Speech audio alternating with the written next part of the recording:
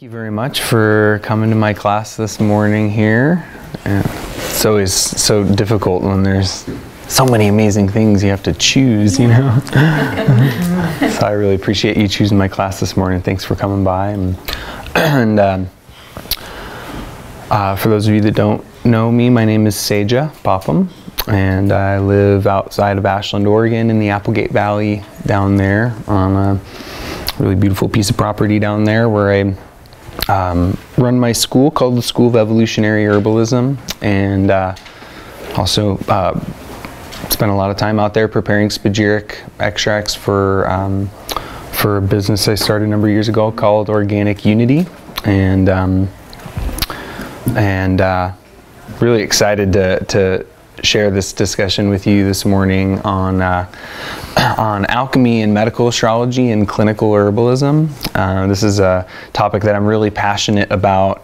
I really love sharing information about these two massive topics, so I'm not going to be able to get into a great amount of detail on alchemy or medical astrology. These are two, as I said, very large areas of study. Each, could do, in my school we usually spend, 16 days talking about these subjects. So we have an hour and a half. But my goal here is to share with you a little bit about how bringing alchemy and medical astrology can kind of enhance your work as an herbalist. From more of a clinical perspective, and that's always a lot of my approach, is really trying to bring together different approaches, different philosophies that really aren't that different, and show their practical application and how they can be used therapeutically in a therapeutic context.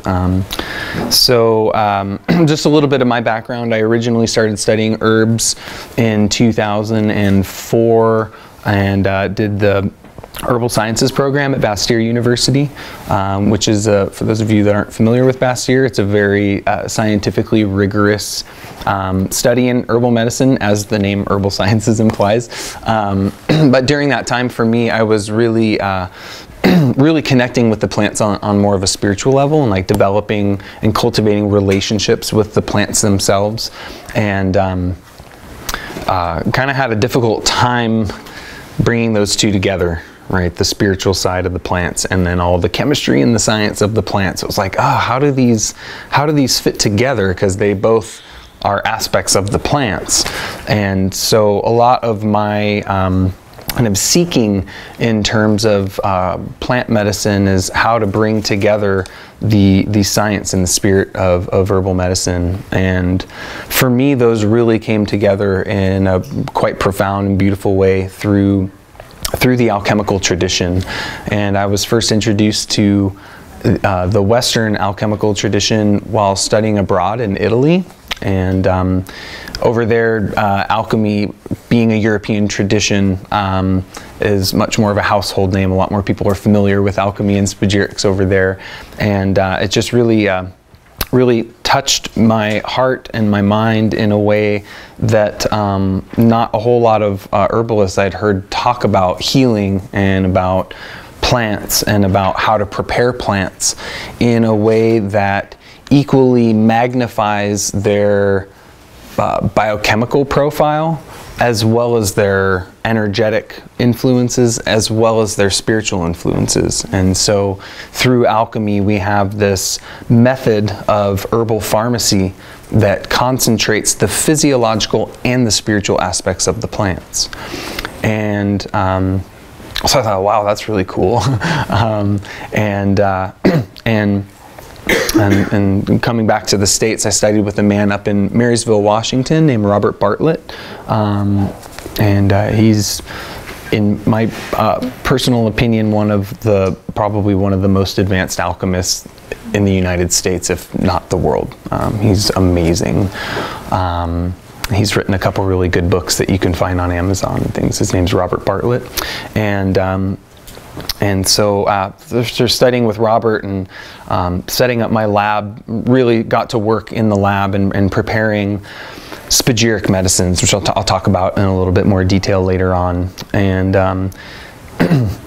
and you know, after traveling around the country, doing conferences like this, a lot of different events and festivals and different things, and administering spagyrics to thousands of people at this point, I started to realize that our standard, let's see, I would say our kind of standard therapeutic models in Western herbalism,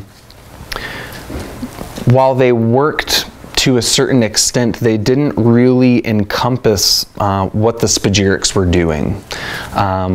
We were seeing a lot of very powerful emotional, psycho-spiritual effects of the spagyrics, which a lot of our kind of standard clinical models didn't really discuss. There wasn't really a framework for how to understand like what these medicines were doing.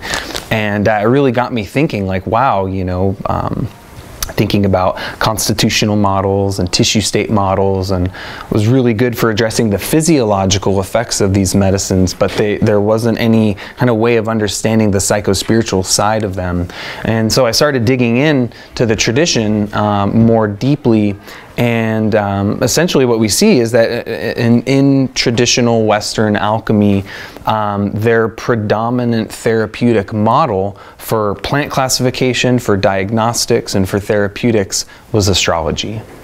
And it's interesting, like in the Renaissance era, it was standard education for every physician to be trained in astrology, right? Like university trained physicians were always trained in medical astrology. And we see that both in the West and as well as in the East, right?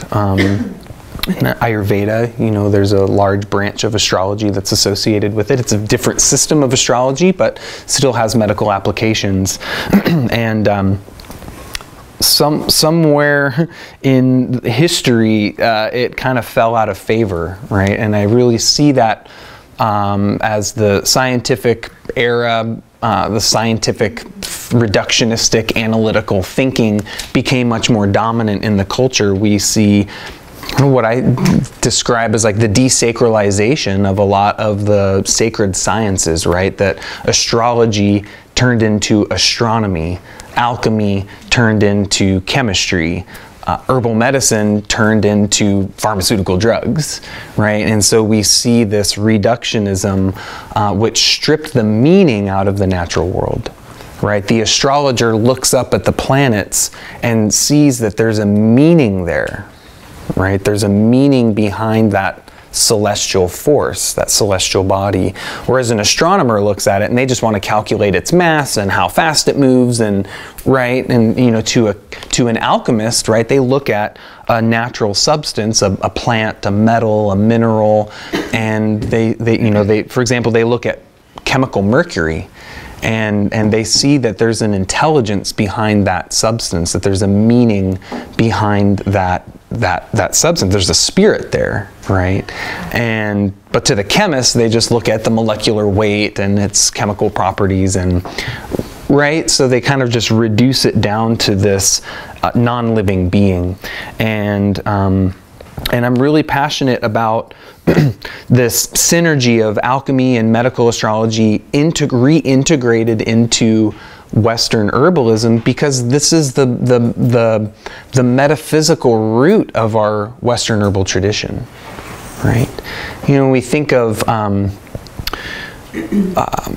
you know, why I think a lot of people tend to be drawn to Eastern systems of medicine, Chinese medicine, Tibetan medicine, Ayurvedic medicine, etc., right, is because there's like a spirit to those systems of medicine, right? You open up any book on Ayurveda, and the first few chapters, they're not really talking about medicine, they're talking about creation. They're talking about life. They're talking about cosmology and how creation functions, how life unfolds from source, from God, from whatever you want to call it, into this physical world, right? Anybody of you experienced that or study Ayurveda or Chinese medicine, right? They talk about the invisible reality, right? And how that invisible world creates this physical world. So there's like a metaphysical blueprint behind that system of medicine, which connects their medicine to our own spirit, right? To our heart and to our mind and to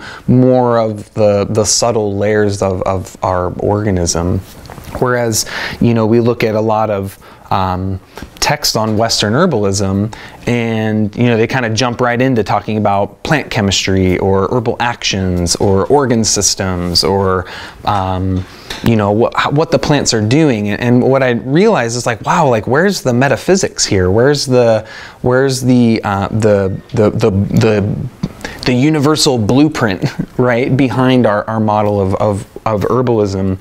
And after studying alchemy, medical astrology, I realized like, oh, this is it. This is our Western spiritual tradition that has been kind of under the radar. It's been kept secret, right? These are the mystery schools. These are the esoteric teachings, and they had to be kept secret because they were getting burned right along with the witches and all of that, right? So these are the alchemical philosophy, medical astrology, and things like that. These are aspects of a larger corpus of knowledge called Hermetics, right? And Hermetics is basically the Western mystery teachings, the esoteric teachings that ultimately derived from Hermes, right? Hermes Trismegistus. And ultimately this philosophy goes back to ancient Egypt.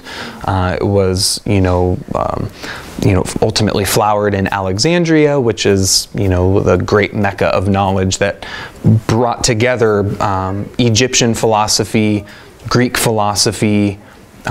People traveled from all over the world to Alexandria to study.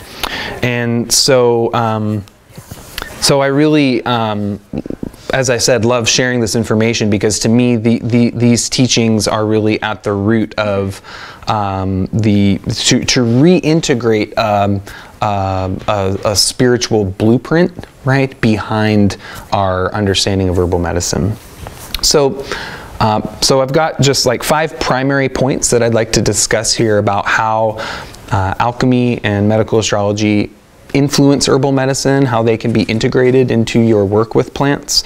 But first, I'd like to define alchemy very briefly. That can be a whole talk unto itself. What is alchemy and what is medical astrology? So alchemy is one of those words that we see thrown around a lot in our modern culture, and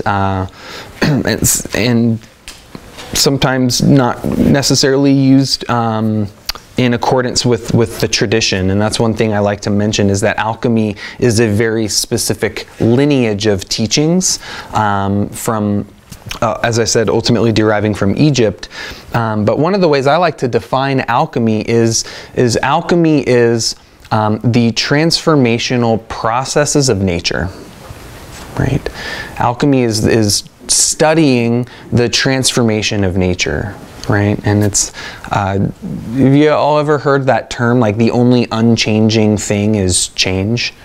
Right, you all heard that? That really is what alchemy is focused on, is how does life transform from the turning of the seasons, from the life cycle of plants, to the water cycle, to the movement of the planets in the solar system, right? Everything is constantly changing and transforming. That we as human beings go through a lot of change, right? That we transform, that who you were 10 years ago is probably very different from who you are now, right? And so alchemy is studying what are the specific steps that life takes in order to transform from one state into another. Does that make sense? So the thing about alchemy is that we're really, it can get very kind of intellectual and heady when you get into studying some of the old books. But one of the things that I'll always come back to is that this stuff wasn't made up. It was directly observed, right? That through observing the way nature functions, that the these philosophers, right? They called them the philosophers of fire, were able to understand how to take a natural substance and transform it into a new form of medicine.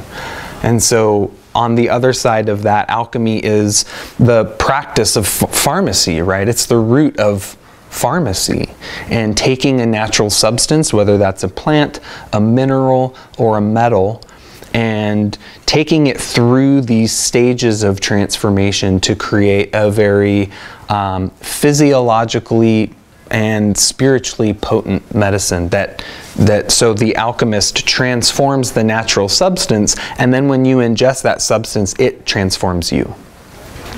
And so the premise of alchemy is, one of my teachers describes it as consciously assisted evolution. Right, so life is evolving, right? Life is evolving, and the function of the alchemist is to assist that evolutionary process of nature through creating medicine. And then when you ingest that medicine or you administer that medicine, that medicine now evolves you. And so what I love about this system of pharmacy is that it's built off of this foundational understanding that medicine and healing is transformation, that medicine and healing is evolution, right? And that when we heal ourselves physiologically, there's also a psychological and emotional and spiritual component to that healing process that ultimately makes us more whole, makes us more integrated with that life process, right? So that the external and the internal are synchronized, right? That there's a unity there. Okay, so that's like a really brief definition of alchemy. I could go on a lot more about it, but I'll leave it at that for now. And then medical astrology. Astrology is another one of those interesting things that is, the culture has really kind of watered down in a really big way. Now, all of you here probably have a little bit more of a holistic understanding of astrology, but, the modern person thinks of astrology as like, oh, like you get the Sunday paper and look at your sign, and it's kind of this like joke, right? Of like, ha ha ha, like I'm going through a hard time and it said so in the Sunday paper or whatever, right? Like pop astrology. And it's really too bad because, in the old days, it was like the astrologers were some of the most highly regarded consultants for kings and queens and, the like upper echelon of society. They were very well respected. And, luckily over the last number of decades, there's been this new wave of astrology that they call evolutionary astrology that is much more of a soul-focused perspective of astrology, right? That is saying like, oh, astrology isn't just about like, oh, this is like my personality, but these are the lessons that my soul has come into this body, into this life at this time to learn in order to further its evolution, right? And so it's really looking at us as souls, and that the astrological pattern allows us to see into our life and what our soul needs to learn in order to further its growth. And I think that's really wonderful. But there's this whole other branch of astrology that isn't psychologically oriented, and it's not spiritually oriented, but it's physiologically oriented, right? And this is the whole branch of medical astrology, that through looking at your birth chart, you're able to understand basically how your body is put together. You can understand your constitution. You can understand the various excesses, deficiencies, strengths, and weaknesses within your organ systems. What types of, how your tissues tend to manifest disease, as well as what types of therapeutics and remedies will help you to maintain balance. All of the signs of the zodiac, the planets, all represent different parts of the body, different organ systems, different tissues, that gives you, you think of, like, what's one of the terms we think of for the birth chart, right? The horoscope, right? And the horoscope, it's like, what other kinds of scopes do we have, right? We got telescopes that help us see way out into the cosmos, and we have microscopes that help us to see on the the micro level. Well, I think of the horoscope, it's like, I always describe it, it's like a telemicroscope for the human organism. You're able to see into the body, you're able to see into the mind, you're able to see into the soul. And when we bring the astrological model into our understanding of people, and then we take that model and use it to classify and understand our plants, which I'll discuss, it gives us this whole new framework for practicing herbal medicine that, in my experience, is really quite profound, because that astrological model allows us to see the wholeness of the person and the wholeness of the plant. Right. There's this great quote. I really been a long time big fan of Osho. I don't know if y'all are familiar with Osho, but Osho always had this great thing. He was always talking about body, mind, and spirit. Right. He says everyone's always talking about body, mind, and spirit, and he says, like, when you write body, comma, space, mind, comma, space, and spirit, he's like, those little commas and spaces and ands are really dangerous because it makes you think they're separate, right? And so he says, really, it's body, mind, spirit, like all one word. They're all facets of a unity that he always says we are an organic unity, right, unto ourselves. And the beauty of the astrological model is that you can look at a chart and look at it through the lens of the body, look at it through the lens of the mind, look at it through the lens of the spirit, but it's the same map. And so when you're looking at, say, someone has an afflicted Venus, which rules the kidneys and the urinary tract, in Libra, which also rules the kidneys and urinary tract, well, maybe they have chronic urinary tract infections, and that's indicated in the chart. Say they have a constitutional weakness of Venus. But Venus doesn't just represent the kidneys and urinary tract. Venus represents how we relate, right? It represents how we relate to others. It represents our intimate relationships. It represents our creative capacities. So maybe this person has a physical imbalance in the kidneys and urinary tract, but maybe they have more of a psycho-spiritual imbalance or a kind of a karmic pattern around Venus, right? And that physical issue isn't going to clear until they integrate that astral force into their life and learn how to harmonize with that. And that's the whole premise of spagyrics, is that you're working with plants according to the planets in order to come into harmony with these celestial forces. With, traditionally they talk about them as angels, which I really like. I was raised Christian, and so there's something about talking about these 7 angels in the sky that we have to learn to commune with and integrate and harmonize with so that we can be whole, right? And so that's just a little bit of a lengthy introduction. I'd like to jump into my primary framework here for this. And so the first thing that I'd like to share with you about alchemy, medical astrology, integrating them with our clinical herbal model. The first point that I like to discuss here is what I call the unified root. And when we look at the root philosophies or the root pattern, of alchemy and medical astrology and Western herbalism, what we see is that they're all based on the same underlying cosmology, that they have the same systems of energetics. Right, and I like to describe this as what we call energetic architecture, right? That behind all of this physical life, there are kind of these layers of energetic forces that influence and imprint all of life. And so there's 3 basic layers of energetic architecture, what we call the pattern of the 3, the 5, and the 7. And so I'm going to try to go through this really quickly. I can do a whole class just on this one first piece here. But what we see in Western alchemy is that they have what they call the 3 philosophical principles. what they call sulfur, mercury, and salt, or the soul, the spirit, and the body. And they say that everything in life has sulfur, mercury, and salt. Nothing can exist in this physical reality unless it has sulfur, mercury, and salt, soul, spirit, and body. And in plants, sulfur, mercury, and salt manifest as the essential oils, the alcohol, and the alkali minerals of the plant.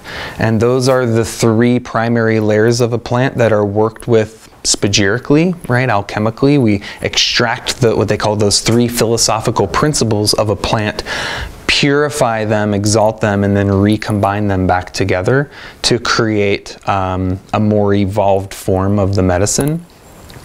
But when we look at different systems, there's always a threefold pattern, right? This is like the Holy Trinity, right? Like the Father, the Son, and the Holy Spirit, right? That there's all systems have this threefold pattern, right? So is anybody familiar with Ayurveda, the Ayurvedic system, right? What's our threefold pattern in Ayurveda? The doshas, right? The three doshas, Vata, Pitta, and Kapha. They're the exact same thing as our three philosophical principles of alchemy, right?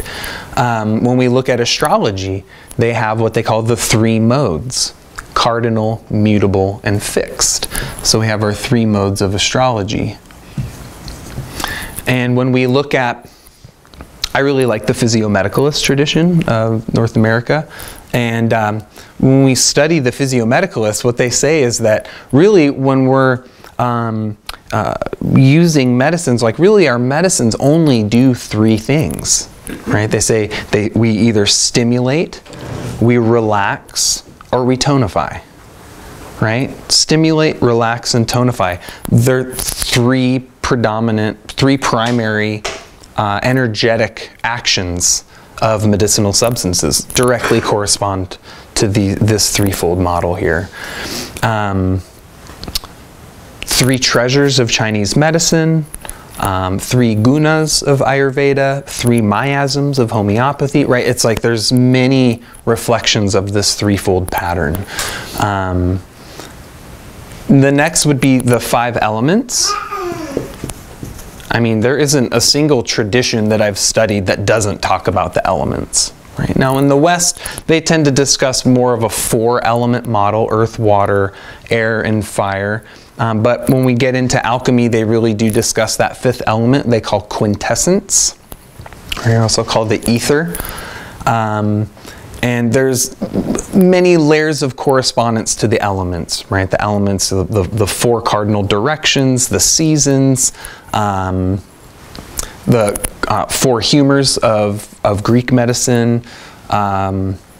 We have the different organ systems of the body corresponding to the elements. So Carl Jung, right, his entire psychological model was based off of the elements, right? He talked about the sensory type, the feeling type, the thinking type, and the intuitive type. So the elements, so these are universal principles, right? And that's what I'm interested in. Whenever I'm studying a system, I'm always like looking for what are they saying that we see pop up elsewhere, right? And I love Paul Bergner always says that's like a double-blind placebo-controlled study, right? When someone way over there in the mountains of India comes to the same exact conclusion that someone way over here, and they weren't communicating, but they come to that same conclusion, right? And when we study these these traditional systems, we see that they all talk about some sort of threefold pattern. They all talk about the elements in some way. And many of them also talk about a 7-fold pattern, which we see as, in the Western system, they talk about the 7 planets, which also correspond in Ayurveda to the 7 dhatus, the 7 tissues, and of course the 7 chakras. So there's many layers of the 7-fold pattern as well, but I just want to illustrate this, that there's layers of energetics, right, that we see in various systems of natural medicine, various systems of herbalism, which are also the foundational energetic cosmology for Western alchemy, as well as medical astrology there. So what I love about this is that, oh, the other thing I would mention about the elements is herbal energetics, right? So our hot, cold, wet, dry pattern, right, fits with our 4 elements, and then our stimulant, relaxant, tonic fits with the threefold pattern there as well. And it's kind of, in the notes there, there's in the table of contents, it's a little weird. I should have renamed the files, because some of the files I shared with you are for some courses that I run, but there's some tables of correspondence in there, I believe, that goes into these layers of energetics, how they correspond to organ systems, tissues, aspects of nature, aspects of plants, etc. I like thinking of the elements simply, and we observe a plant and the way a plant grows. This is a great representation of alchemy, right? And how everything contains everything. And so they say, you know, all of the elements are present within a plant, right? So if we think of like the root of the plant is that earth element, right? It's what anchors it into the earth, right? It's what draws up all of the minerals from the soil. And we see that water element is like the stem of the plant, right? It's what conducts the fluids through and the nutrients, the same way water conducts nutrients through our body. The leaf of the plant is the air element, right, where gaseous exchange is occurring. The flower of the plant is the fire of the plant, right? That color, that expression, that kind of pinnacle expression of the plant being the flower. And then they say the seed is the ether, the quintessence of the plant. And it really struck me as kind of profound. In alchemy, they say that the quintessence, the 5th element, is the perfect harmony of earth, water, air, and fire. Right? When earth, water, air, and fire come into perfect balance, they fuse into this quintessence, this 5th element that is the principle of balance and harmony. And think of a seed. Right? A seed has the root, the stem, the leaf, and the flower of the plant already present in there. So they say fruits and seeds are like the quintessence of the plant kingdom, that 5th element. It's also like what a plant needs to grow, right? It needs to be put in the earth. You need to put water on it. It needs the fire from the sun in order to grow, and it grows up into the air. So we kind of see how those elements come together into a plant. Each plant embodies and takes in a certain ratio of those elemental forces, and that generates and determines the virtue of that herb. And the plants are doing that with the planets too. They see each plant is absorbing the rays of the celestial forces, and kind of like how our eyes perceive color, right? It's like when you see a certain color, it's like that thing is absorbing all of the colors of the visible light spectrum, but it's mirroring back what we see. And the plants are like that too. They're absorbing these celestial forces, but then there's one certain planetary energy that harmonizes with that plant and determines the virtue of that herb. And I'll talk about that in a little bit more detail when I talk about plant classification. Okay, so I just wanted to mention this very briefly because these 3 layers of energetics really are at the root of a majority of our systems of natural medicine, both in the East and in the West. And I like talking about this because if you really study these 3 layers of energetics, you really start to see how all these different systems of medicine really are talking about the exact same thing. Okay, so next would be planetary classification of plants.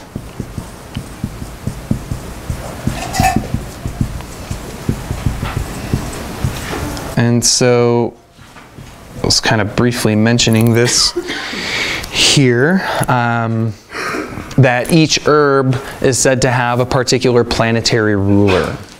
And so I remember when I first started studying herbal medicine, it was really difficult for me to remember the information about a specific plant, right? And I remember, like, well, as I mentioned, I initially started studying at Bastyr, and it was very pharmacologically oriented. So it would be like, okay, we're studying, here's the plant, and here's all the botanical characteristics, and you know, here's its chemistry. These are all the chemicals that are in the plant, and here's how those chemicals interact with your biochemistry, and here's their pharmacokinetics and their pharmacodynamics, and here's some of their herbal actions, and here's what they're used for. And it was just like, like I can't remember all of this stuff because there wasn't something weaving it together, right? And what I've found is that when we look at a plant, that it's like there's a unity point within the plant, right? That there's an essential nature within each plant that is represented by its planetary ruler.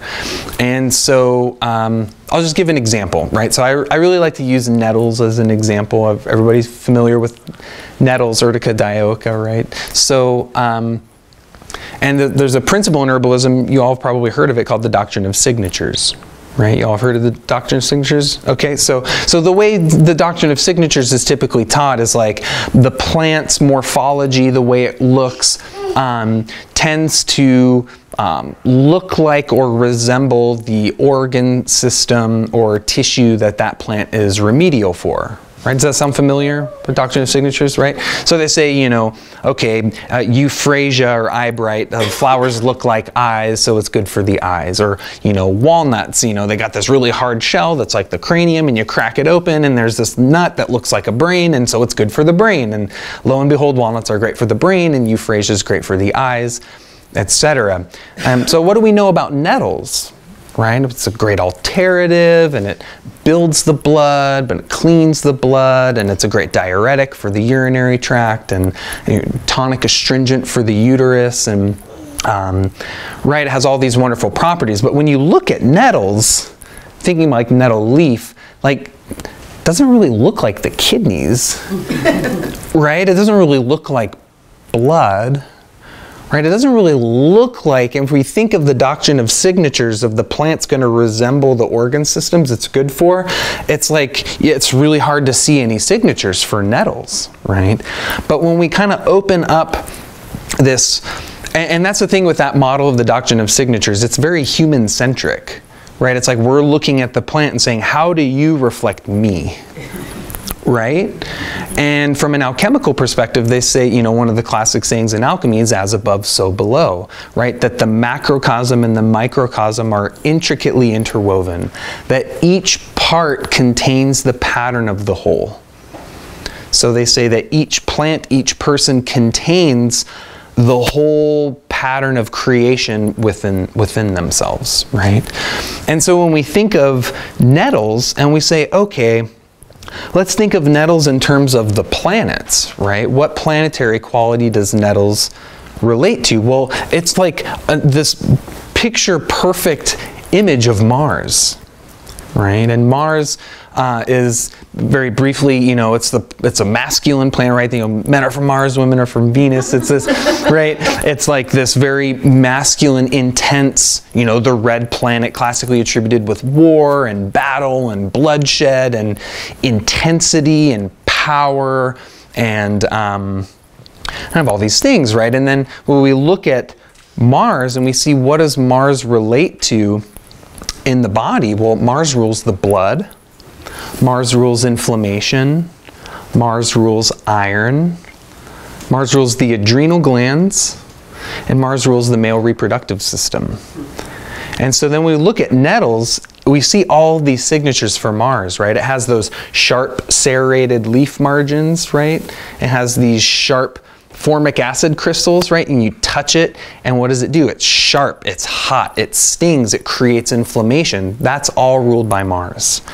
Right? But yet you take it internally and it cools heat, it cools inflammation, it builds the blood, it cleans the blood, right? The seeds have an affinity for the adrenal glands, the root has an affinity for the prostate gland, right? All of these things are ruled by Mars.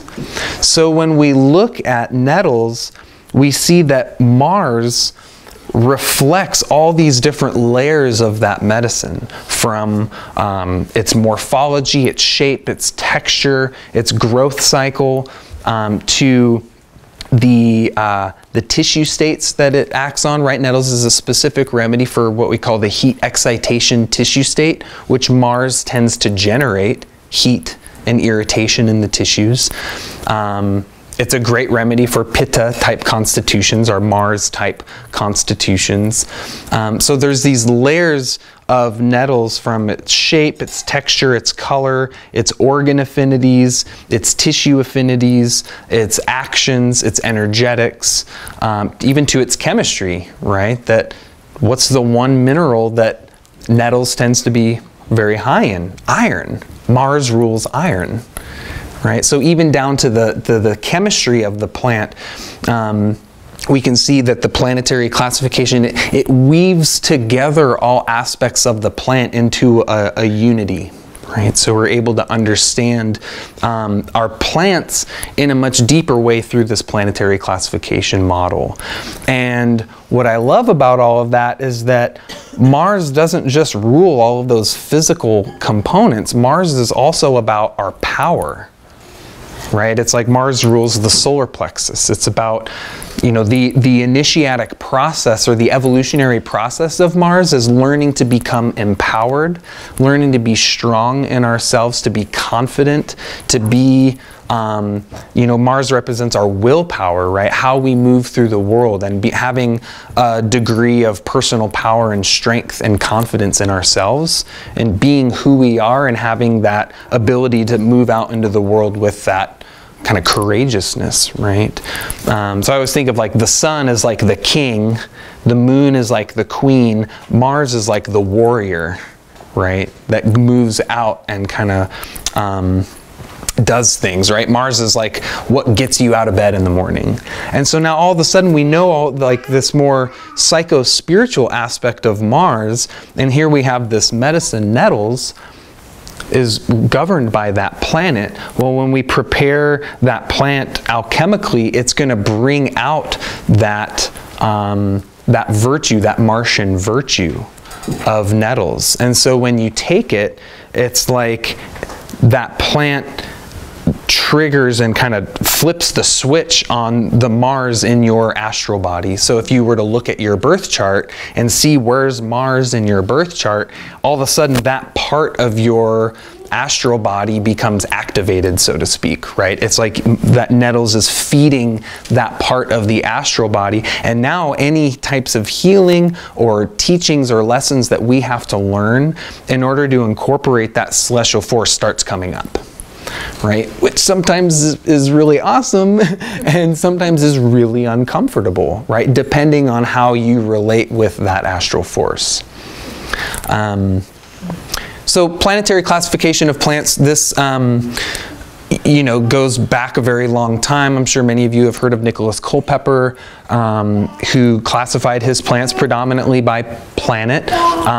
One of my challenges, I would say, with Culpeper is that he doesn't say why that plant is ruled by that planet, right? And I'm the kind of person that I don't always just like to take someone's word for something. Like, I like to understand the principle behind it, right? So when I look up hops and Culpeper, he says hops is ruled by Mars, but then he goes on to describe all of these lunar things. He's talking about the, you know, calming the nervous system and sleep and dreams and cooling heat and inflammation. And I'm like, well, these are all lunar things. And so he doesn't really describe why a plant is ruled by a certain planet. And so I've kind of been working with developing a system on how to determine a planetary correspondence in the plant. I also have to understand many of these astroherbalists were European. So you can't look up Black Cohosh, Devil's Club, Oregon Grape, right? All these North American remedies, you can't look those up, right? And so for me, I'm a big fan of learning how to determine a relationship between a plant and a planet on our own through developing a capacity to perceive, right? And that's the whole thing of alchemy, is that it's about like giving you a holistic perception of life, right? And not just relying on a book to look something up, right? So, some water, there we go. Does that make sense, planetary classification? Yeah. Yeah, so would you say, like, in the example of Vertica, that it has somewhat of an amphoteric action in terms of, like, you might give somebody who has anemia and low iron, but at the same time, you see somebody else where there was an excessive quality with inflammation and some of those other things? Yeah, it's a really great question. Did you all hear he was asking? Nettles has like an amphoteric action, meaning if someone has like a deficiency of Mars, anemia, low iron, you could use it to build up and strengthen that Mars. But if someone has an excess of Mars, heat, irritation, inflammation, that it can bring it down. And I would say yes, and I've used Urtica in that way for both sides of the Mars spectrum, and that is that's the beginnings of a much larger question of the principle of sympathy and antipathy in medicine. So, which is basically using opposites to balance, antipathetic medicine, right? Using a hot remedy to warm someone up if they're cold, using a cold medicine to cool someone down that's too hot, right? Using dryness to balance moisture, etc. Versus sympathetic medicine, which Paracelsus always discussed using herbs sympathetically based on their planetary rulership, and that was, Paracelsian philosophy was the root of homeopathy. Samuel Hahnemann, it's really interesting, Hahnemann kind of rejected alchemy. He said, oh, these people are crazy, they don't know what they're talking about, I'm going to make my own system. And then he came up and wrote the Organon, developed the whole system of homeopathy. Well, if you study Hahnemann's Organon and then go back to Paracelsus, it's like 98% of what Hahnemann talks about in homeopathy came from Paracelsus, though it's a little bit of a different spin on it. But yeah, it's a really good question. And different plants will have a range of sympathetic and antipathetic properties of a planet. Yeah. So really, for me, what I love about this planetary classification of plants is that it allows us to start to translate the physiological property into its spiritual property. Right? Because as I said, Mars has all these physiological dynamics that we see in nettles. But now when we understand the psychology and the evolutionary function of that planet, we say, oh, that remedy is going to act somewhere on that process of, as I said, cultivation of personal power and things like that. And what, in my experience with nettles, I find it really good for kind of psycho-spiritually for that excess of Mars where people tend towards irritation, like irritation, frustration, irritability. They're kind of like on edge, right? You look at nettles, it's kind of an edgy looking plant, right? It's like it's kind of bristly, and the nettle person's kind of like that too. Right, where like every little thing is just like it gets to them and they get kind of like defensive and they're kind of like overly like intense, right?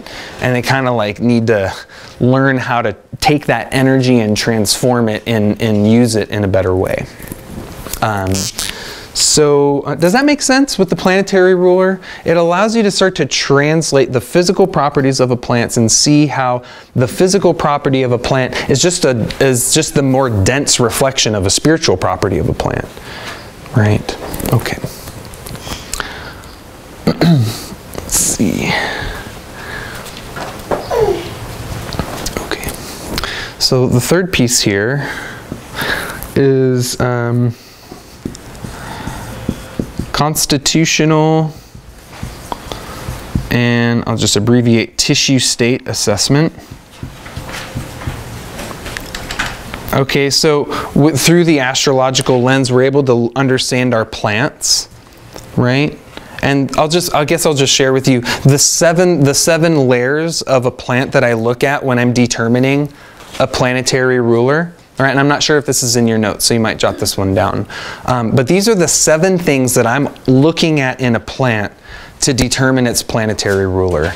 And a lot of books, you know, they'll say, oh, this plant has thorns, so it's ruled by Mars. Or, oh, this plant is kind of silvery in its color, so it's ruled by the moon. I don't think that's enough. I think because a planetary rulership should encompass the wholeness of the herb. So what I'm looking at is I'm looking at the habitat of the herb, where it grows in nature, in the wild. I'm looking at the morphology, and by morphology I mean the shape, color, texture, etc. I'm looking at the taste of the herb. So is it bitter, is it astringent, is it sour, sweet, salty, pungent, etc. I'm looking at the actions of the herb. And by actions, I'm really referring to like how the herb shifts our physiology, right? Not what it's good for, right? I feel like as herbalists, if we can just like train people to get out of that question of what's it good for, because that question immediately cuts out a holistic understanding of an herb and gets us focused on treating a symptom or a disease and not a whole person. Right? So the action, so diuretic, diaphoretic, expectorant, demulcent, not anti-migraine, or pretty much anything that has the word anti in front of it. Because if it's anti-something, it's usually a symptom or a disease. So, okay, so we have habitat, morphology, taste, vitalist actions, the energetics of the herb. And by energetics, I'm not referring to like an esoteric spiritual thing. I'm talking about, is it warming, cooling, moistening, drying, stimulant, relaxant, tonic? Those are kind of my 7 ways of thinking through herbal energetics. Because hot, cold, wet, and dry only gets us so far, right? You can have the stimulant, relaxant, tonic aspect really kind of encompasses energetics in a much broader sense. So you have the temperature, moisture, and tone aspects of energetics. And then we have the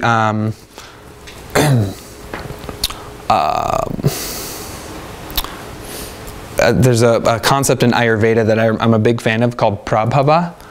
I'll write it out. Prabhava, which means special potency. Special potency, or like what's the uniqueness of that plant?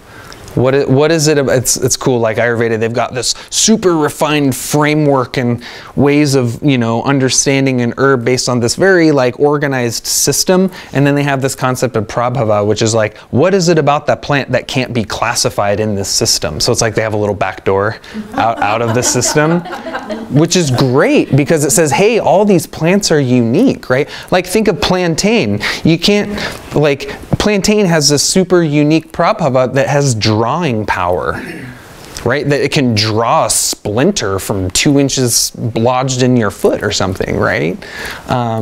So Prabhava, what's the uniqueness of the herb? And then lastly, it would be kind of what are the psycho-spiritual effects of the plant? And that could be homeopathic indications, that could be information from flower essence literature, that can be from your own direct experience of the plant and sitting with the plant, praying with the plant, engaging in heart-centered perception of the plant. So these are all ways of looking at potential planetary rulers. Now, of course, you have to understand the planets and how actions and energetics and things like that relate to the planets in order to work that out. And I obviously don't have time to get into that level of detail at this time. So those are what I think through when I'm looking at determining a planetary ruler of an herb. And oftentimes that doesn't, ideally the planetary ruler will encompass the wholeness of the herb, but plants are very complex, right? So we're talking about Mars and nettles. Well, Mars doesn't really say anything about the fact that nettles is a superior diuretic. right? That it's this amazing remedy for the kidneys and urinary tract and for purging water out of tissues. So in the way I tend to classify herbs is I'll have a planetary ruler and I also have an elemental ruler. So for me, nettles is ruled by the planet Mars and it's ruled by the water element, right? Where does it like to grow, right? Super watery, damp environments, right? It also is great for treating damp stagnation tissue states, right? As an alternative for cleansing the body of metabolic waste products and such. But it's also operating on the whole water economy of the body, right? So it's ruled by that water element, right? So we have a planetary ruler and we have an elemental ruler, but even that doesn't really totally encompass nettles, right? What else do we know about nettles? It's like a food, right? So it has this salt principle or this kapha quality to it, right? Where it's nutrient rich, it's full of nutrients, right? It's tonifying, it's astringent. And we think of using it as a, like thinking of it being used during pregnancy, right? To provide that nutrition and tonify the womb and things like that. So I think of these three layers of energetics in terms of how I classify plants. And I find that that is a really useful system that not only encompasses the wholeness of the plant, but shows how that plant is an embodiment of these universal forces of nature. And that ultimately determines how you prepare that herb spagyrically. Okay, so constitutional and tissue state assessment. So we're looking at how astrology relates to plants, and we're kind of focused on astrology right now. I'll get into spagyrics in a moment.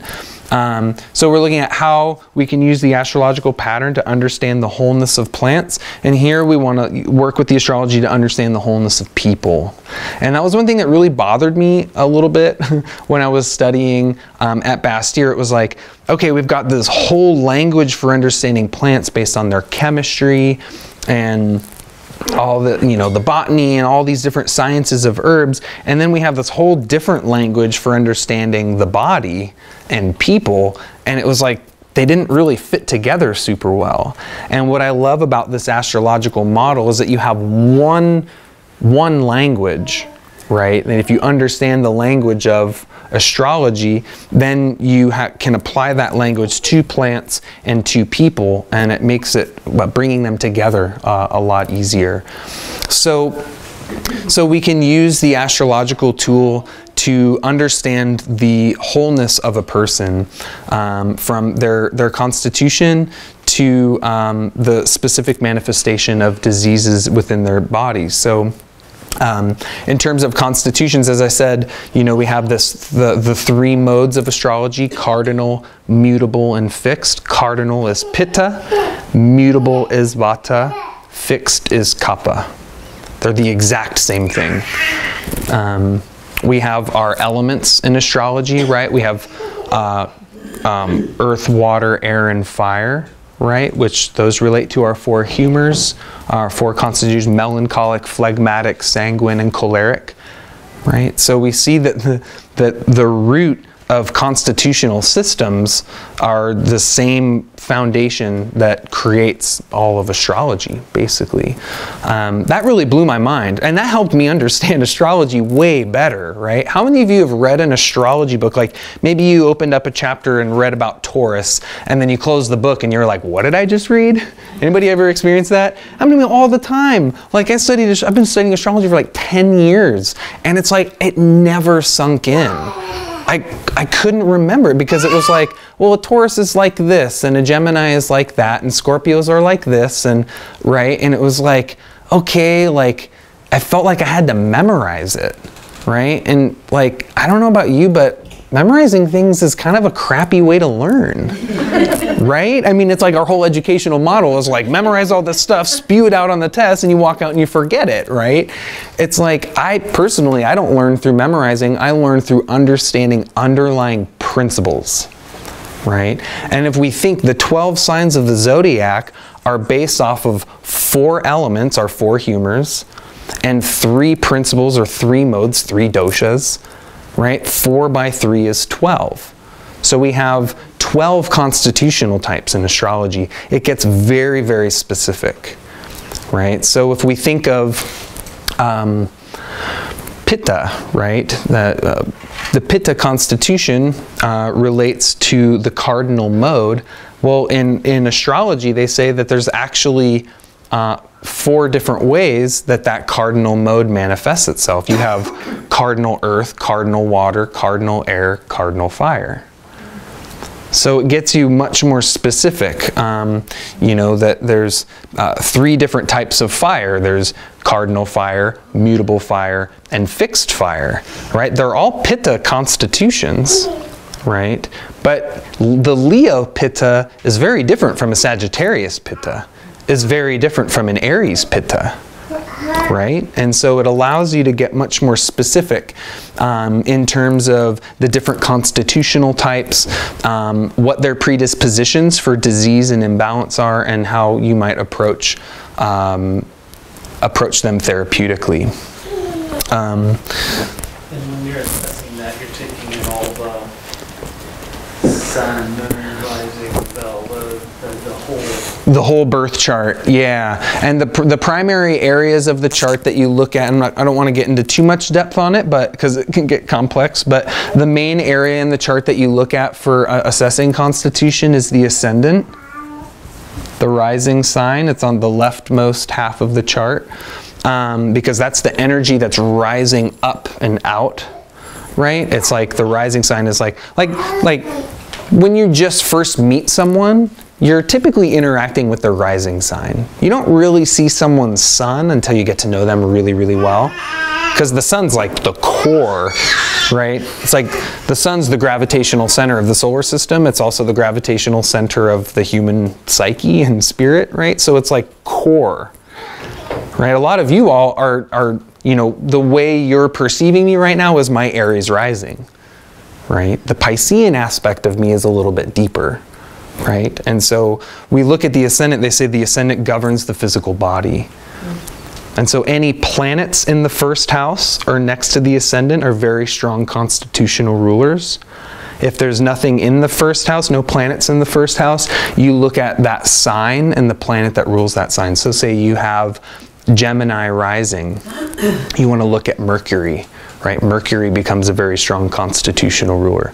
There's a lot of other things to look at, right? I mean, if you have like 5 planets in one sign, that becomes very strong constitutional ruler, right? Because the focus of the vital force is in that archetype, right? Tissue state assessment. This was something that really kind of blew my mind when I sat down and kind of mapped it out. So one of my main clinical herb teachers is Matthew Wood. I don't know if anyone's familiar with Matt's work. He wrote a really great book called The Practice of Traditional Western Herbalism. I'm a huge fan of that book. I think that book was a major contribution to the practice of like true holistic herbalism.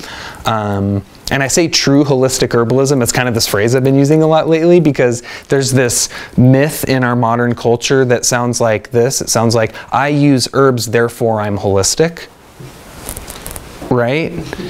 But people use herbs allopathically all the time, right? Think of how people use echinacea and golden seal. It's a totally allopathic approach to herbal medicine. So that book is really incredible for really looking at what true holistic herbalism is all about. But really quick, you know, in that book he talks about 6 tissue states, 6 core tissue imbalances that are at the root of most disease expression, and they're based on our main elemental model, but I related them to the planets, which I've found to be pretty darn accurate. And every time I see a client, I always pull up their birth chart and I'm always looking at the factors. So we have heat excitation. I'm going to run through this really quickly. I wasn't planning on doing this, but I thought I'd share it with tissue states. So these would be the planets that generate these types of tissue states, right? So we have the sun, right? It makes sense, right? The sun's warm, generates heat, but also Mars. The sun is warm, Mars is hot. So that's one way I like to differentiate them. In plants, like sun's warm, Mars is hot, it's like the difference between ginger and cayenne, right? Think of a ginger root, you slice that ginger root, it looks like little suns, right? When you think of cayenne, it's like fiery, like bright red, really intense, really, really hot. So that's like the difference between the sun and Mars. And then opposite to heat excitation, we have cold depression. That's ruled by Saturn. Saturn is the coldest of the planets, the driest of the planets, and the most tense of the planets. And then we have damp stagnation. This tissue state is generated by the moon as well as Jupiter, because Jupiter rules metabolism. And the moon obviously governs the waters of the body. Juxtaposed to damp stagnation is a tissue state called dry atrophy, which is generated also by Saturn as the driest of the planets. Next, we have another tissue state called damp relaxation. It's a little confusing. Matthew puts the word damp there because you're like, well, wait, I thought that's the damp tissue. Oh, whoops. Relaxation. These last two. So here you're looking at temperature, hot and cold. Here you're looking at moisture, damp and dry. These last two we're looking at tone. Tissue tone. Is the tone too tight or is it too loose and lax? So damp relaxation, it's more like when the tissues are relaxed, fluids tend to leak out of the tissues, like a runny nose, right? We've all experienced a runny nose, right? It's like you got this thin, clear mucus secretions because the tissues are leaky, like leaky gut syndrome is a relaxed tissue state. Okay, that is generated by Venus. And then we have what they call wind tension. That's generated by Mercury as well as Saturn. So we see Saturn pops up a bunch. So make sure I got all these. 1, 2, 3, 4, 5, 6, 7. Yep. So there's our 7 planets and the tissue states. So these planets tend to generate these types of tissue states, and it becomes very, very clear when you're looking at the chart. One example, a student of mine came down, get chronic urinary tract infections, right? We look at her chart, we see she has Venus in the house of health, the 6th house of health, with the south node directly next to it. The south node indicates a weakness, a constitutional weakness, with Mars directly opposite, right? So Mars is attacking Venus, a weak Venus. And when she came down with this particular UTI, that Mars, she was in the middle of her Mars return, which happens every 2 years. So Mars traveling around, ding, right when it went directly on top of her natal Mars, she came down with this urinary tract infection. Very hot, very inflamed, burning, sharp pain, right? A little bit of blood in the urine. And so that was an indication, this is a Mars type urinary tract infection, right? And so it allows you to differentiate the energetics, right? So like, what's an herb that I'm definitely not gonna give her? Like juniper, right? It's super hot, super pungent, super stimulating. I know that I want to balance that Mars with cooling, soothing, moistening, demulcent moon type remedies, right? That are antipathetic to that Martian quality. I've seen other urinary tract problems where people have a constitutionally weak Venus or a weak Scorpio rules the bladder.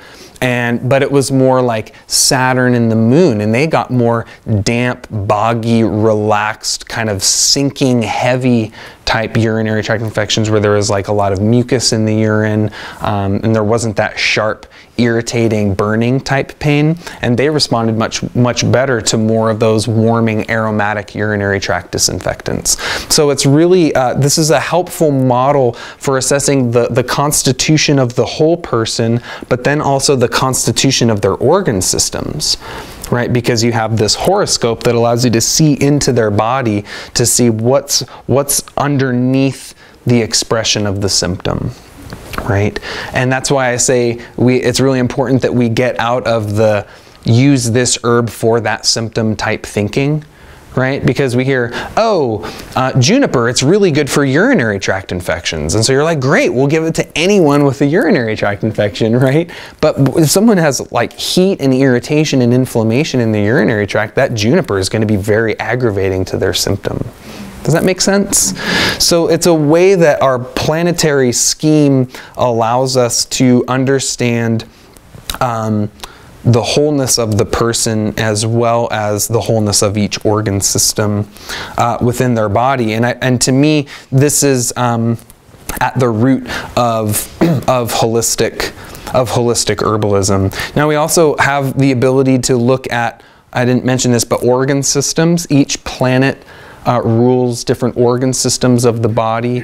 So we can, as I mentioned, Venus rules the kidneys, and the sun rules the heart, Mercury rules the lungs, and the moon is like the stomach, the breasts, the mucous membranes, etc. So there's a whole planetary anatomy and physiology, so that when you're looking at a chart, you're able to say, oh, I see that they have these planets are in these signs, and that's kind of like weak. Oh, like, do you maybe have like any issues with your gallbladder, like all this stuff going on with Capricorn? And they're like, yeah, every time I eat a fatty meal, I get really bad gas and bloating. And you look at their skin and they kind of have this yellowish, sallow complexion, and so you're able to start to get a sense for where people might have constitutional weaknesses. And then you start thinking, oh, what's my materia medica for that particular planet, and we want to strengthen their constitution with those types of remedies.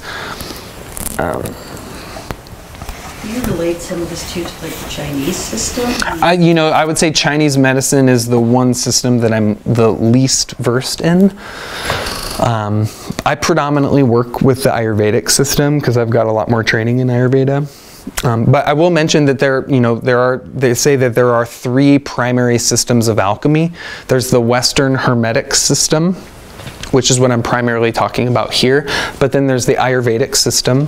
When you study Ayurveda and you study Western alchemy, they're like exactly the same thing, right? I mean, in Ayurveda, they have very similar medicine preparation techniques where they burn the plants down to an ash, crystallize the minerals, etc. So there's many similarities. And then there's the Taoist system, the Chinese system of alchemy too, and a lot of especially a lot of the internal works, like a lot of the Qigong and things like that, very, very similar to what they talk about in Western alchemy. And that really hit me. I was studying, I was learning about a certain kind of internal works they call the microcosmic orbit, where you draw vital force from the root, the sacrum, you draw up the spine and around the front and kind of store it in the solar plexus. And I remember I was sitting there, I was in the lab, and I was distilling plants, and I was like reading about this thing, and there's this diagram, of like, I'm not going to draw because I'm a really bad artist, but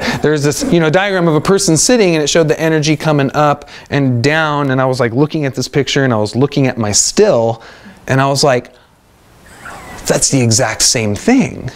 And so there's the whole aspect of alchemy where there's the internal works too, which is what really differentiates a chemist from an alchemist, right? Is that an alchemist is doing the internal aspect of the work as well as the external aspect. And I'm gonna giddy up a little bit here because I only got 15 minutes left. Kind of juxtaposed to this, one of the ways that I really see integrating the astrology into our system of clinical Western herbalism, and I'll just touch on this really briefly because I already mentioned it, but this would be like, I'll just say relationship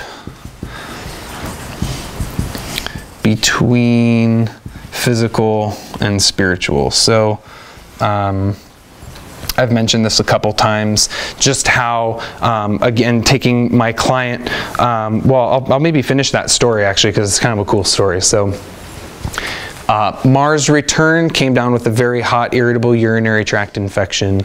I administered to her, so the Mars was the primary problem. I wanted to strengthen Venus, and one of my main remedies for that is cleavers. I love cleavers. Cleavers is one of those herbs that's like big medicine in a little plant. And to me, cleavers is this Venusian remedy that really detangles relational problems, and right, because cleavers is constantly in relationship with other things, that like clings to things. So I use it for people with attachment issues, and so which Venusian type people can tend to have like a little bit of clinginess or attachment. And she was in a really unhealthy relationship at that time and was having a hard time letting go. And so I gave her the cleaver, just a spagyric essence of cleavers, and it knocked the UTI out really, really quickly. And which is interesting because cleavers isn't like particularly antiseptic, right? It's just like a very gentle, cooling, soothing diuretic. But what was behind that is she was in this pattern of these very unhealthy relationships, right? These kind of like very specific kind of pattern that she had noticed was like, oh, this is a pattern I keep getting in these relationships, and they kind of like all end up the same way, but they're getting worse and worse and worse. And after like a week or two of working with Venus through cleavers, she felt like that she had the confidence and the ability to kind of end that relationship and get out of that situation. And since then hasn't, you know, really took that time to like be with herself and kind of heal that part of herself that kind of related back to childhood trauma and things like that. And since then hasn't had a urinary tract infection since, and is now in a much healthier relationship. So it just shows how that physical symptom that she was experiencing was just a more concrete manifestation of something that was going on in her psychological, emotional, spiritual side. Does that make sense? And how when we cleared it on that level, the physical side kind of was reset, right? And so in alchemy, they say the planets will speak to you in whatever way they can to get your attention, right? And sometimes it's like through an experience or through a thought or through a feeling, but we keep living in these like habitual patterns, and it's like, hey, I'm trying to teach you this lesson, you're not getting it, so maybe I'll like put that lesson in your body and give you a kidney stone, or give you a UTI or chronic respiratory infections, or you know, whatever that symptom might be. It's trying to get our attention, because it's trying to teach us something, right? And so, because these are like these 7 archetypal beings, right, that are like the archangels, the overseers of life.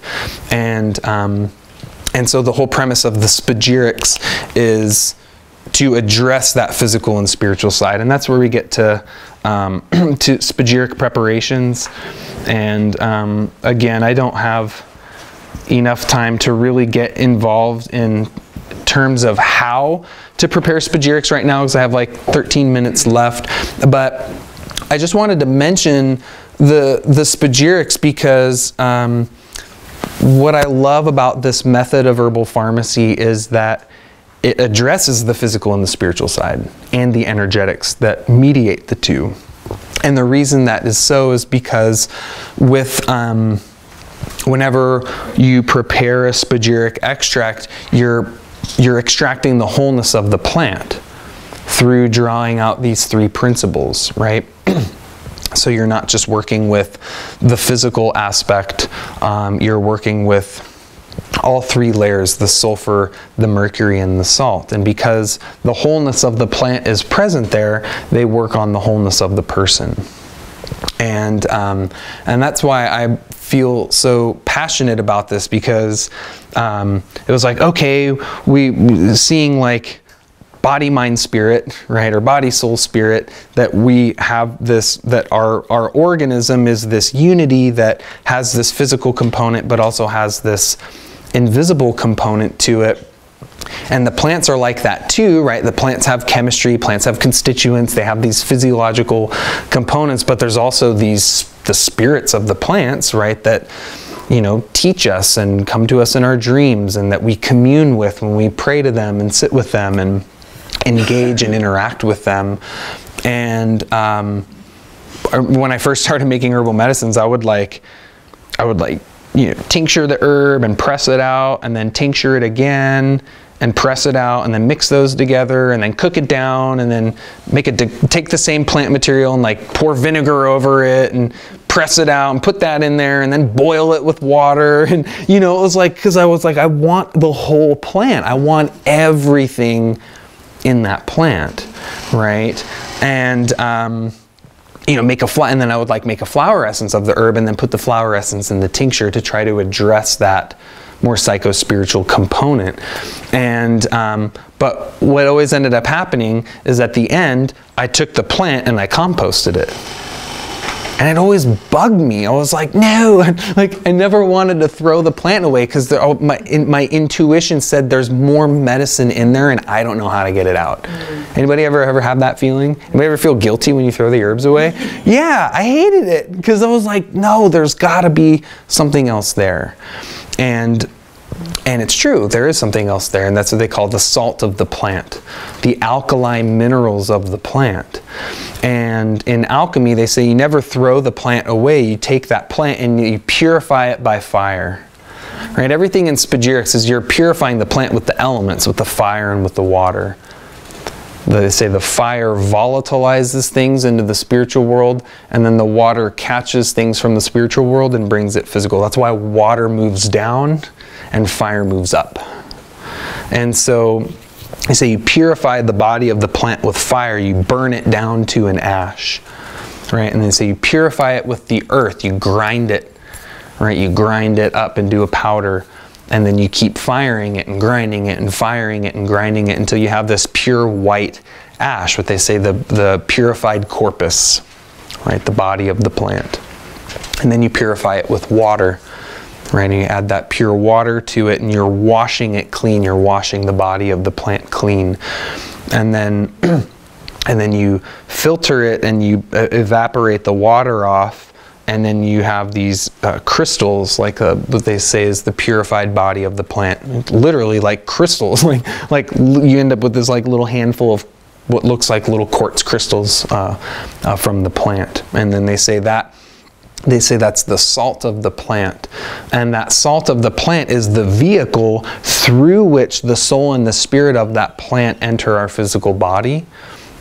Right? And so because the soul, the spirit, and the body of the plant is present within the medicine, that it operates on our own soul and spirit and body. And so to me, I love that, because like my whole goal is holistic herbalism, right?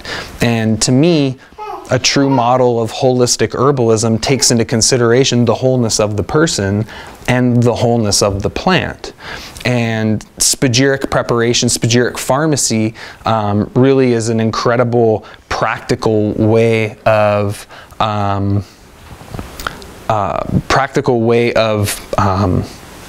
preparing the medicines in a holistic manner, right? Where you're using the whole plant, and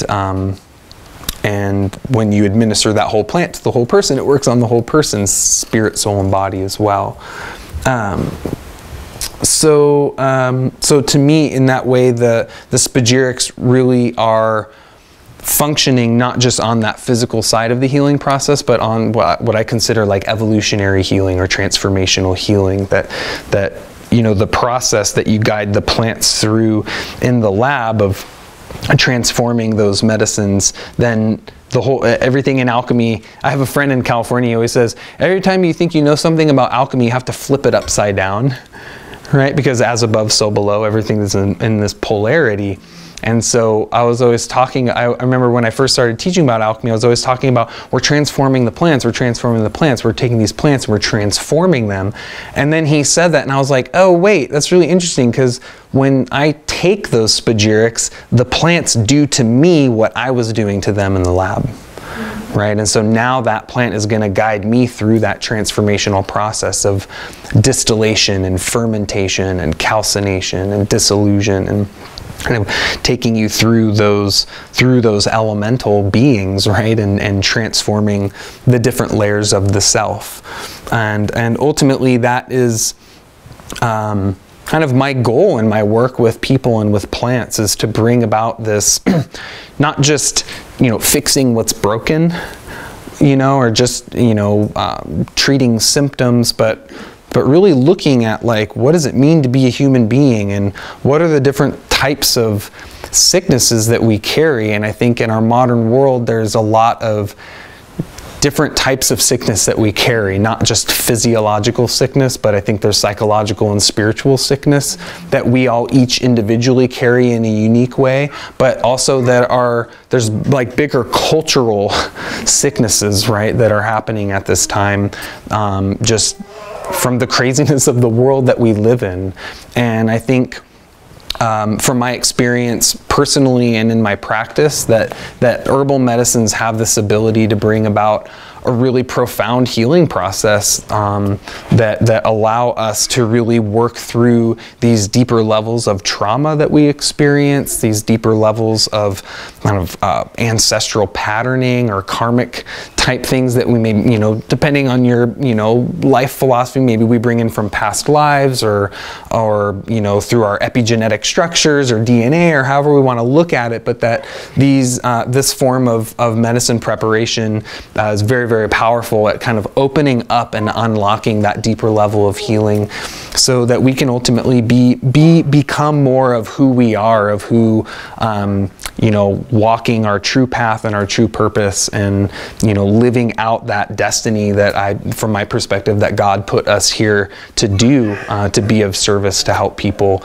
And so, yeah, that is kind of some of the ways that I see alchemy and medical astrology being able to kind of fit into a clinical model of herbalism, through looking at kind of these different layers of bridging different systems of medicine together, of classifying our plants in a holistic way, of understanding how the human organism is put together physiologically, as well as how that links to our spiritual side, and then how we can prepare plants in a way that magnifies those spiritual properties, and then can bring about that healing. Because all of this, it's like if we don't have a specific type of medicine that addresses all of these levels, then it's just theory, right? And so to me, the spagyrics is really kind of where the rubber hits the road, so to speak, and we have an actual physical medicine that we can administer that can bring about that transformational level of healing. So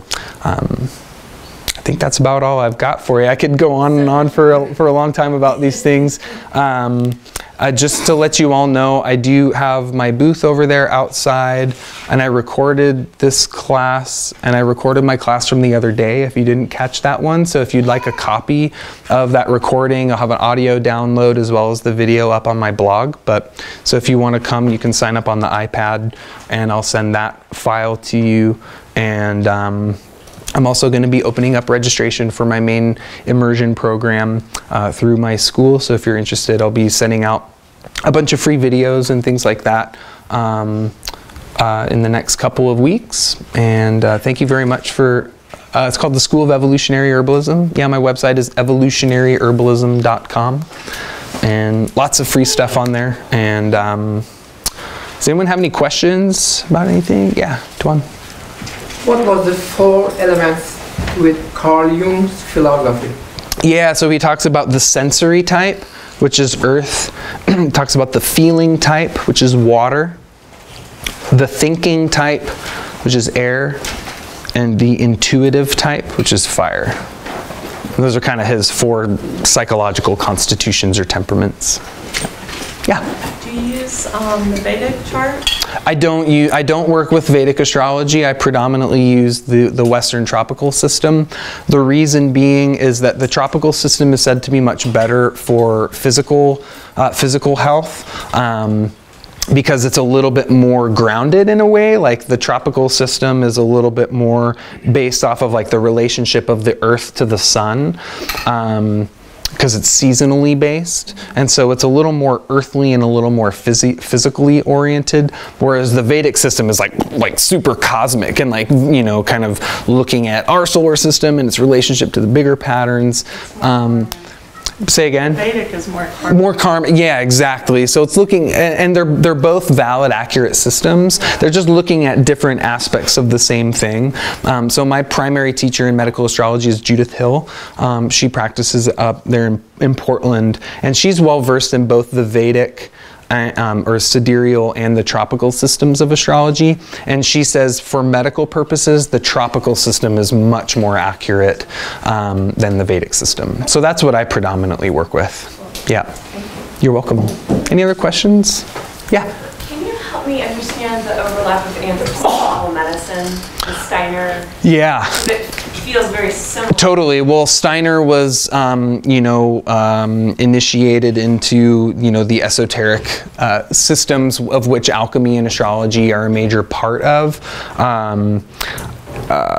Particularly, I believe, the Rosicrucian system. So I have not studied anthroposophical medicine. It's on my list of many things to study. But yeah, I mean, my understanding when I read Steiner, it's very, very alchemical in his approach. I mean, biodynamic agriculture, right, is basically spagyric philosophy applied to how you grow the herbs.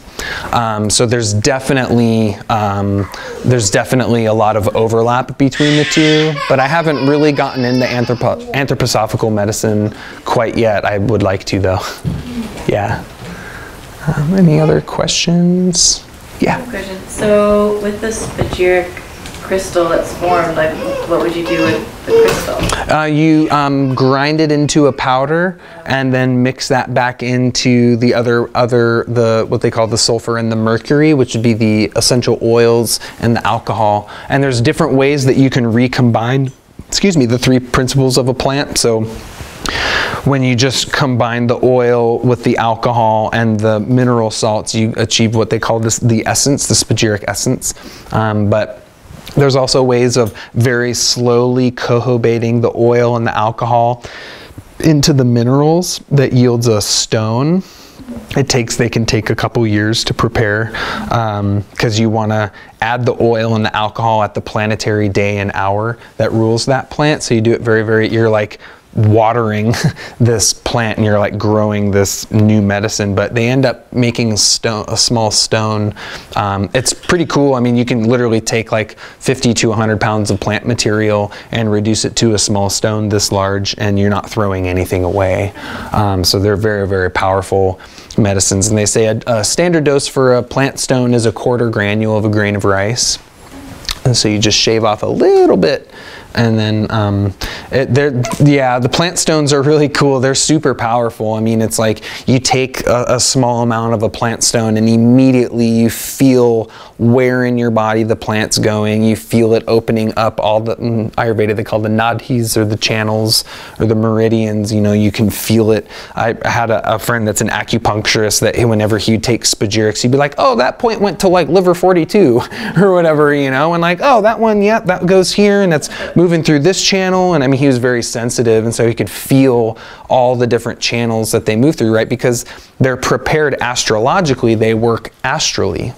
And so our astral body is basically what they talk about as the meridians and the points. And that acupuncturist friend actually is really cool. He was like, yeah, it's interesting. 12 signs of the zodiac, 12 meridians, and these meridians are just points connected to create these constellations. And so he says, that spagyric therapy and acupuncture, it's like, he says like spagyrics, it's like herbal acupuncture in a way, because each point is like a star, Right, and then the way those points connect are constellations, and you have those 12 channels, 12 signs. So I don't know, that's about as far into the Chinese model that I've got, but it makes a lot of sense to me. So thank you all very much for coming this morning. I appreciate it.